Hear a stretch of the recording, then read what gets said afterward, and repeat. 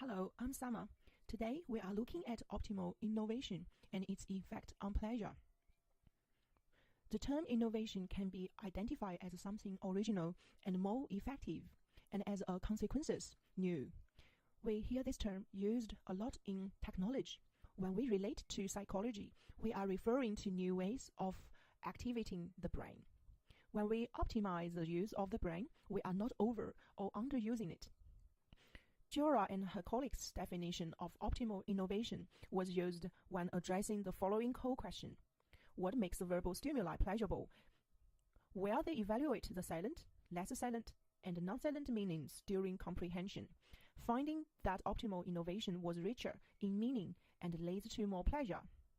A novel, non-coded, less silent, or non-silent responses to a stimulus, which differs not only quantitatively, similar-wise, but primarily qualitatively, conceptually-wise, from the silent responses associated with it, while allowing for the automatic recoverability of a code silent responses related to that stimulus so that both responses may be weighed against each other, their similarity and differences accessible. So, what is pleasure? Pleasure is one of the simplest phenomena in psychology and is considered to be one of the core dimensions of emotion. It serves as a basis of more elaborate evaluations such as agreeable or nice. As much, pleasure is an affect and not an emotion. Also, it is used in cognitive evaluations of self and the situation that drives our survival, such as food, social behavior, and sex. Furthermore, it is used in higher-order brain activations that come from experiencing art and music. Pleasure activates the brain's cerebral cortex, amygdala, deep brain structures, and even some hidden brain structures. Note that not all of these parts of the brain needs to activate to cause pleasure.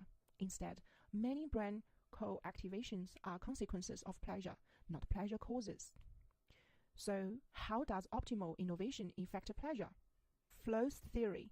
Studies on children who performed tasks of various differently showed great pleasure for following success in an optimal or moderate challenging task. They liked the harder task as they gave a greater sense of satisfaction. Tasks that were too hard were too frustrating and not satisfying, whereas easy tasks were found to be boring. Other studies have looked at blended stimuli such as images or words used that have two meanings, like using the word sole for shoes. It describes a physical part of the shoe and an intangible aspect of it, activating more parts of the brain in cognition. So that is to say, if someone can see or hearing things they already know, engaging the long-term memory of the brain and simultaneously engage the cognitive portions to process the other meanings of these things, they will come to richer meaning, getting optimal innovation from the situation. You could say the more parts of the brain you engage, the more pleasure it feels, or that pleasurability is sensitive to optimal innovation.